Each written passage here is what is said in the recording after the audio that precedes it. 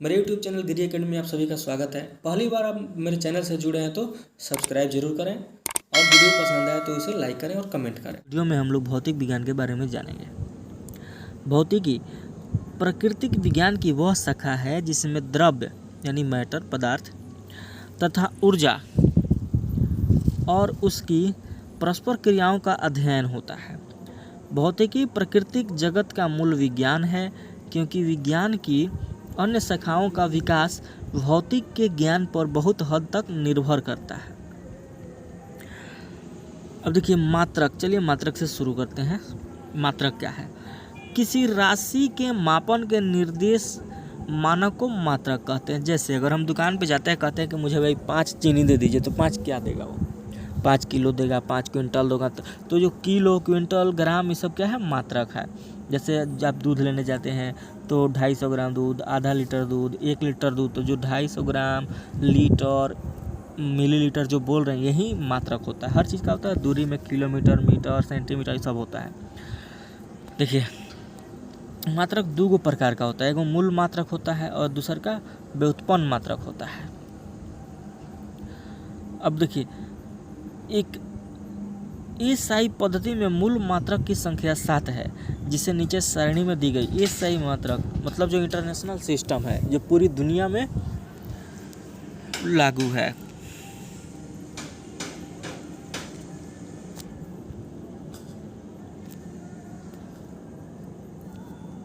भौतिक राशि दिया है, एसआई के मूल मात्रक दिया है, उसका संकेत दिया है। जिससे अगर हम कहेंगे लंबाई,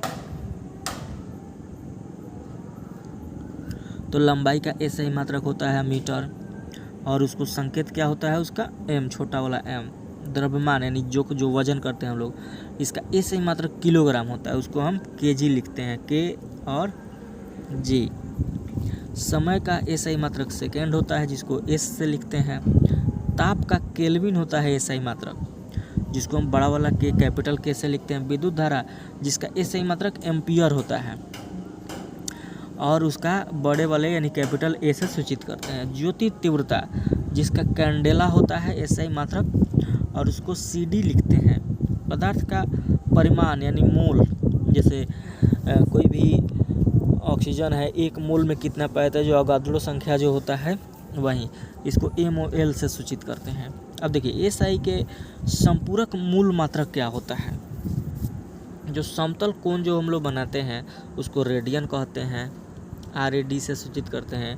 घन कोण, घन 3 गो कोण होता है ना, कि जैसे रूम हमारा घनाकार होता है चाहे घनाभाकार होता है, तो उसमें जो कोना होता है 3 डायमेंशनल, उसको स्टेरेडियन से सूचित करते हैं। एसआई के कुछ पुराने मात्रकों के नए नाम और संकेत, जैसे ताप, उसको क्या कहा जाता था? डिग्री सेंटीग्रेड, ऐसे लिखा जाता था डिग्री सेंटीग्रेड। जैसे 98 डिग्री सेंटीग्रेड बॉडी का नॉर्मल टेम्परेचर होता है। और नया वाला में कैसे लिखते हैं? Degree Celsius. तो सेंटीग्रेड होता था, लेकिन अब डिग्री सेल्सियस कहते हैं। आवृत्ति, कंपन प्रति सेकेंड यानी CPS, यानी पहले कहते थे अब हर्ज कहते हैं उसको। जैसे साउंड में आवृत्ति होता है। ज्योति तीव्रता यानी कैंडल शक्ति, CP पुराना नाम हो गया और आजकल उसको हम लोग कैंडेला, CD कहते हैं। देखिए वे सभी मात्रक जो मूल मात्रकों की सहायता से व्यक्त किए जाते हैं उसे व्युत्पन्न मात्रक कहते हैं। जो मूल मात्रक होता है उसकी सहायता से जो व्यक्त किया जाए उसको व्युत्पन्न मात्रक कहते हैं। यहाँ देखिए बहुत लंबी दूरियों को मापने के लिए प्रकाश वर्ष का प्रयोग किया जाता है। अर्थात ये प्रकाश वर्ष दूरी का एक मात्रक है। प्रकाश, जैसे यहाँ से सूर्य की दूरी, पृथ्वी से किसी और तारा की दूरी इतना ना ज़्यादा दूर है कि उसको हम किलोमीटर में कहेंगे तो बहुत ज़्यादा लंबा होगा, लेकिन उसको हम प्रकाश वर्ष में कहते हैं। एक प्रकाश वर्ष कितने के बराबर होता है? 9.6 गुना 10 के पावर 15 मीटर, यानी 9.6, इसको 9.46 गुना करेंगे और ये जो 10 के पावर 15 मीटर है उसको किलोमीटर में भी बदल सकते हैं, यानी उस पर से 3 को पावर कम कर देंगे तो ये हो जाएगा 10 का पावर 13। तो सोच लीजिए कितना दूर होगा। ठीक है।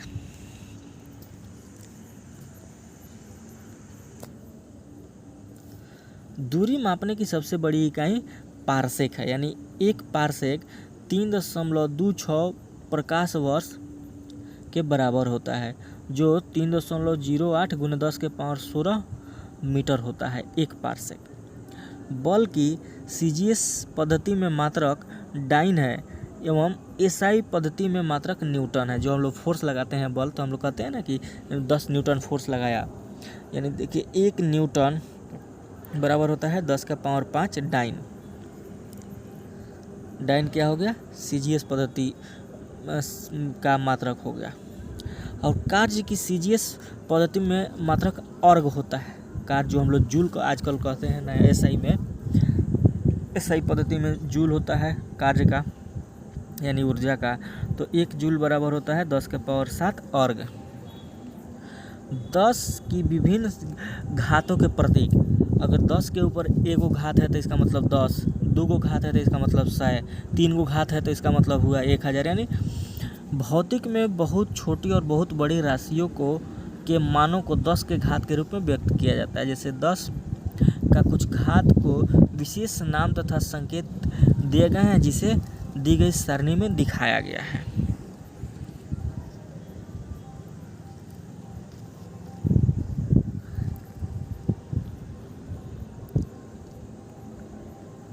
देखिए 10 का घात, अगर 10 के ऊपर 18 लिखा है तो उसको हम एक्सा पढ़ते हैं।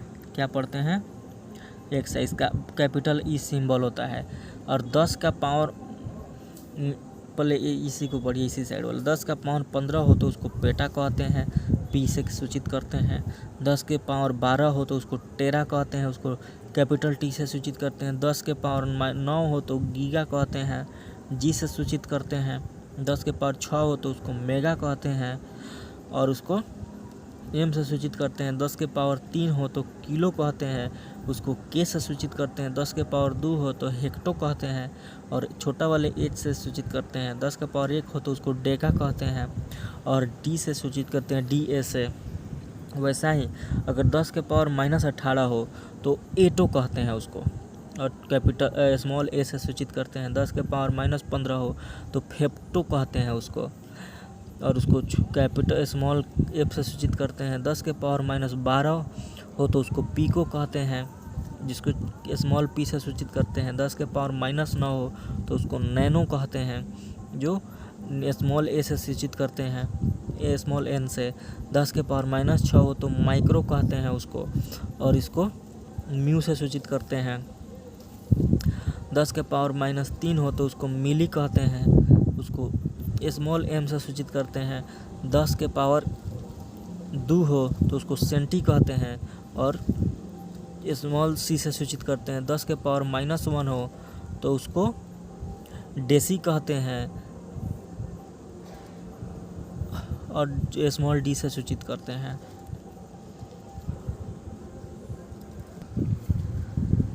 गति, और गति देखिए कितना, अदिश राशि वैसी भौतिक राशि जिनमें केवल परिमाण होता है, दिशा नहीं, उसे अदिश राशि कहा जाता है। जैसे द्रव्यमान, चाल, आयतन, कार्य, समय, ऊर्जा। इसमें दिशा थोड़े ना पता चलता है। 5 किलो में कहाँ से दिशा आ जाएगा? दिशा किस में आता है? जैसे बल लगाते हैं तो आगे की तरफ की, पीछे की तरफ की, नीचे की, ऊपर, उसमें दिशा है। गोली, अगर कोई गेंद फेंकते हैं तो एक दिशा तो होता है ना कि किसी दिशा में हम गेंद फेंके, तो वो हो गया सदिश। लेकिन ये है अदिश। द्रव्यमान, चाल, आयतन, कार्य सब में। अब देखिए नोट, विद्युत धारा, ताप, दाब, ये सभी अदिश राशियाँ हैं। विद्युत धारा, ताप, दाब, ये क्या है? अदिश राशि। याद रखिएगा। कौन सा? विद्युत धारा, ताप, दाब, क्या है ये? अदिश राशि है। हाँ, सदिश राशि वैश्विक भौतिक राशि जिनमें परिमाण के साथ साथ दिशा भी रहती है और जो योग के निश्चित नियमों के अनुसार जोड़ी जाती है, उन्हें सदिश राशि कहते हैं। जैसे वेग, विस्थापन, बल, त्वरण, ये सब क्या है? सदिश राशि है।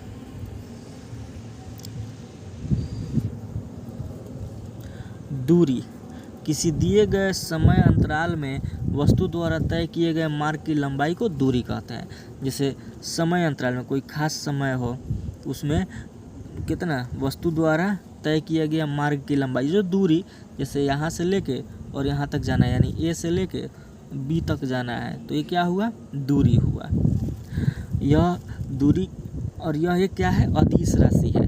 सदैव धनात्मक होती है। दूरी अगर कहीं से चल के कहीं गए तो ये धनात्मक ही होगा, ऋणात्मक थोड़े होगा, कुछ तो दूरी तय कर रहे हैं। अब देखिए विस्थापन क्या होता है। विस्थापन एक निश्चित दिशा में दो बिंदुओं के बीच की लंबवत दूरी को, न्यूनतम दूरी को विस्थापन कहते हैं। यह सदिश राशि है। इसका सही मात्रक क्या है? मीटर है। देखिए विस्थापन धनात्मक, ऋणात्मक और शून्य कुछ भी हो सकता है, ये समझते हैं।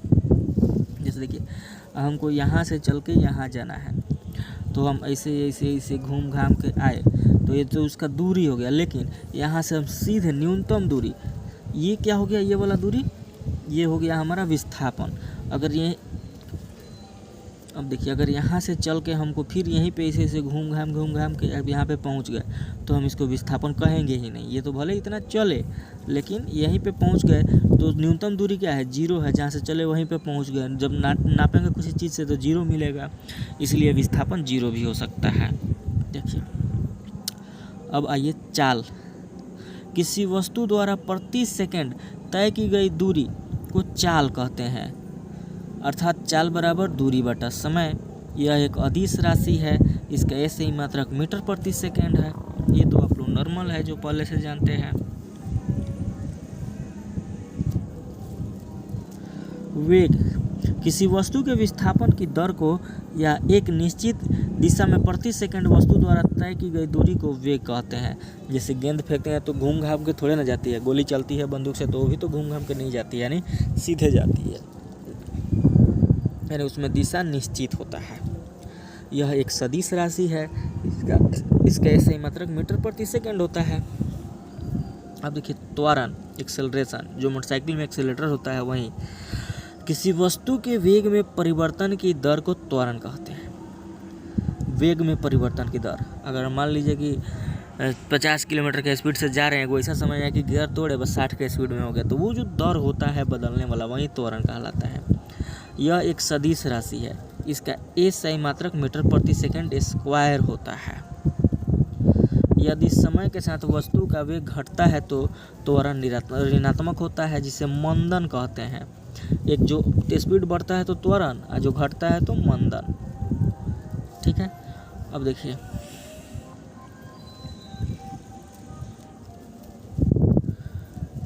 प्रक्षेप गति, प्रोजेक्टाइल मोशन। जब कोई पिंड ऐसे नियत त्वरण के अंतर्गत गति करता है जिसकी दिशा पिंड के वेग की दिशा से भिन्न होती है, तो पिंड के वेग का परिमाण एवं दिशा दोनों समय के साथ बदलते रहते हैं। इसके कारण पिंड एक समतल वक्र पर पथ पर गति करता है। इस गति को प्रक्षेप गति कहते हैं और वक्र पथ को प्रक्षेप पथ कहते हैं। यह सदैव परवलयाकार होता है। धनुष से छूटा बाण, हवाई जहाज से गिराया गया बम, तोप से छूटा गोला आदि का मार्ग क्या होता है? परवलयाकार होता है। यह सभी प्रक्षेप गति के उदाहरण है। एक चीज़ देखिए, जैसे कह रहा है ना कि धनुष से छूटा बाण, ये सीधे थोड़े जाता है ऐसे थोड़ा मुड़ के गिर जाता है नीचे, यानी गोल वो भी गिरता है। हवाई जहाज से गिराया गया बम, तो हवाई जहाज तो अपने स्पीड से और एक दिशा में जा रहा है, लेकिन जो गिराया जाता है ना वो तिरछे आके गिरता है, तो उसी को बोला जाता है परवलयाकार। जैसे देखिए एरोप्लेन ऐसे जा रहा है, बम गिराएगा तो बम ऐसे ना आके गिरेगा। अब वैसे ही जो ये धनुष से, यहाँ पे कोई धनुष से तीर से चलाया, अब वो तीर गया ऐसे गया और आके ऐसे गिर गया, तो यही है परवलयाकार।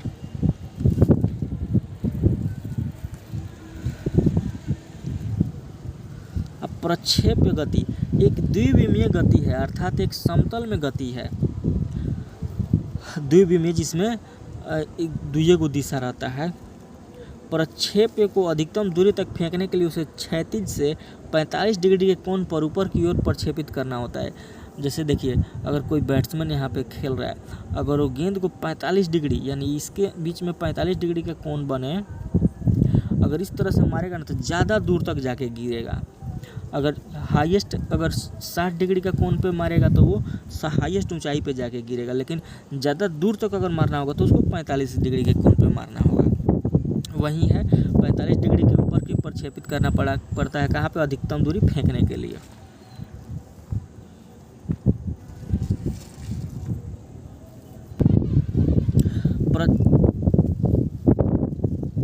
प्रक्षेपण 90 डिग्री माइनस थीटा दोनों के लिए क्षैतिज परास समान होता है, याद रखिएगा। प्रक्षेप पथ के उच्चतम बिंदु पर वेग एवं त्वरण के बीच 90 डिग्री का कोण बनता है। अब देखिए वृत्तीय गति क्या है। जब कोई वस्तु वृत्ताकार मार्ग पर गति करती है तो उसकी गति को वृत्तीय गति कहते हैं। यदि वह एक समान चाल से गति करती है तो उसकी गति को एक समान वृत्तीय गति कहते हैं। अब देखिए वृत्तीय गति जैसे घड़ी की सुई, तो सब क्या है, वृत्तीय गति है। वृत्तीय गति एक त्वरित गति होती है क्योंकि वेग की दिशा प्रत्येक बिंदु पर बदलती है। जैसे देखिए ये घड़ी है, ये इस पे कोई चल रहा है तो अभी इसका मुंह इधर है, लेकिन अगले ही क्षण वो यहाँ आया तो उसका मुंह इधर हो जाएगा। फिर यहाँ आया अगर यहाँ पे तो उसका मुंह इधर हो जाएगा। यानी हर एक कण पे क्षण एक एक डेग पे उसका दिशा बदल रहा है।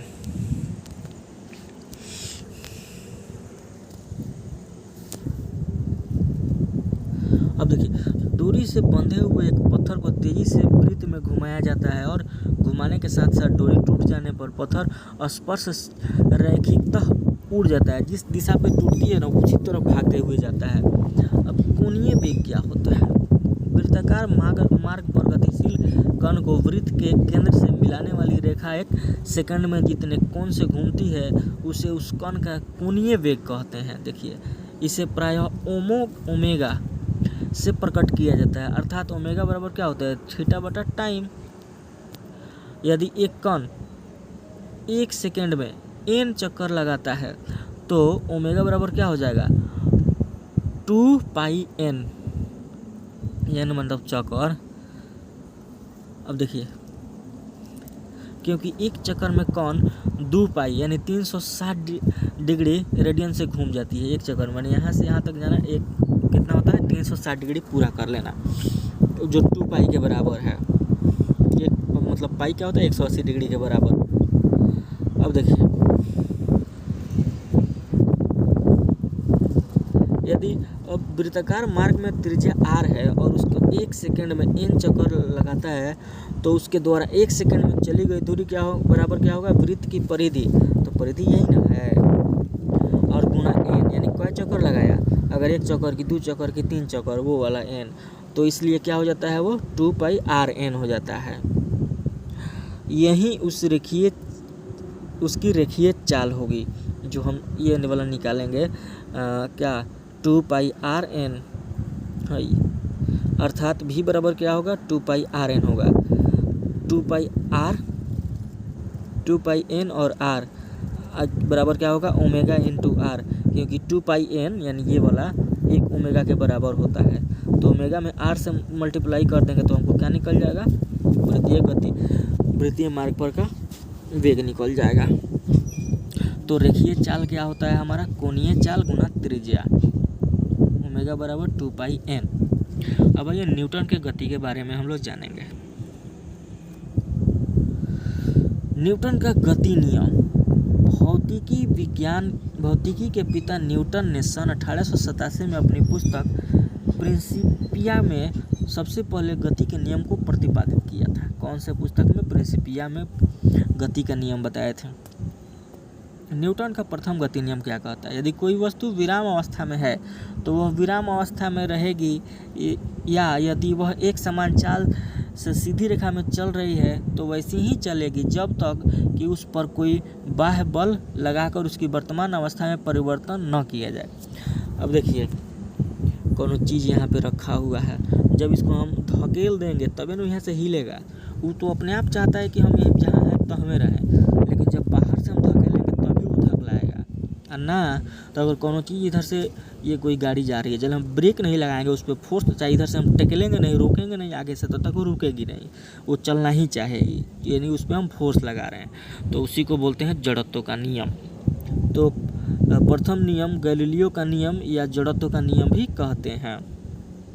बाह्य बल के अभाव में किसी वस्तु की अपने विराम अवस्था या समान गति की अवस्था को बनाए रखने की प्रवृत्ति को जड़त्व कहते हैं। यानी जो स्थिति में है, जो जिस स्थिति में, उस स्थिति को बनाए रखना चाहता है उसको जड़त्व कहते हैं। अगर हम चल रहे हैं तो चलना ही चाहेंगे, रुके हैं तो रुकना ही चाहेंगे। ठीक है।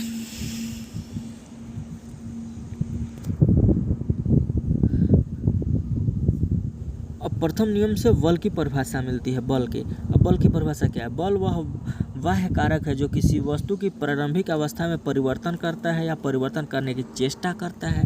बल एक सदिश राशि है, इसका एसआई मात्रक न्यूटन है। देखिए बल क्या है, कैसे बताएगी? कोई रुकी हुई वस्तु है, उस पर हम बल लगा दिए तो उसमें गति ला दिया, और कोई गति वाली वस्तु है उसको आगे से रोक दिया तो रुक गई, या रुकने की कोशिश करती है। भले मान लीजिए ट्रक नहीं ना रुकाएगा, लेकिन वो कोशिश तो कर रहा है बस। जड़त्व के कुछ उदाहरण देखिए। ठहरी हुई मोटर या रेलगाड़ी के अचानक चल पड़ने पर उसमें बैठे यात्री पीछे की ओर झुक जाते हैं, या चलती हुई मोटर के अचानक रुकने पर उसमें बैठे हुए यात्री आगे की तरफ झुक जाते हैं। यानी चलते समय रुकने पर आगे की तरफ झुकेंगे, अब रुकल गाड़ी चलने लगती है तो पीछे की तरफ चल जाते हैं। कंबल को हाथ से पकड़कर डंडे से पीटने पर धूल के कण झड़कर गिर जाते हैं, जहाँ खड़ा वहीं रहना चाहेगा कनवा, इसीलिए। अब देखिए संवेग। संवेग क्या है? किसी वस्तु के द्रव्यमान तथा वेग के गुणनफल को उस वस्तु का संवेग कहते हैं। कोई वस्तु का द्रव्यमान 5 किलो और उसका वेग जो भी हो, कितना, जिसे 10 मीटर प्रति सेकंड के स्पीड से जा रहा है, चाल से चल रहा है, वेग से, उसको वो दोनों को जब गुना करते हैं तो हमको संवेग मिलता है। अर्थात संवेग बराबर वेग गुने द्रव्यमान एक सदिश राशि है। इसका एसआई मात्रक क्या होता है? किलोग्राम मीटर प्रति सेकेंड। अब देखिए न्यूटन का द्वितीय नियम क्या होता है? किसी वस्तु के संवेग में परिवर्तन की दर उस वस्तु पर आरोपित बल के समानुपाती होता है। वह संवेग परिवर्तन बल की दिशा में होता है। अब यदि आरोपित बल F बल की दिशा में उत्पन्न त्वरण A एवं वस्तु का द्रव्यमान m हो, तो न्यूटन के गति के दूसरे नियम के अनुसार क्या होता है? F बराबर ma, यानी फोर्स बराबर मास इंटू एक्सेलरेशन। अर्थात न्यूटन के दूसरे नियम से बल का व्यंजन प्राप्त होता है। प्रथम नियम दूसरे नियम का ही अंग है।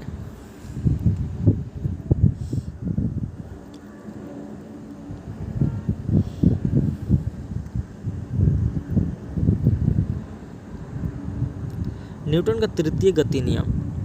प्रत्येक क्रिया के बराबर परंतु विपरीत दिशा में प्रतिक्रिया होती है। प्रत्येक क्रिया का बराबर और विपरीत दिशा में प्रतिक्रिया होती है। उदाहरण, बंदूक से गोली चलाने पर चलाने वाले व्यक्ति पीछे की ओर धक्का लगना, नाव से किनारे पर कूदने पर नाव को पीछे की ओर हट जाना, और रॉकेट को उड़ाने में जैसे हम लोग देखते हैं किसी चीज़ को जितना तेज़ी से आप ढकेलते हैं किसी को, उतना ही तेज़ी से वो भी आपको ढकेलता है। यही बता रहा है न्यूटन का तीसरा नियम। ठीक है, तो आगे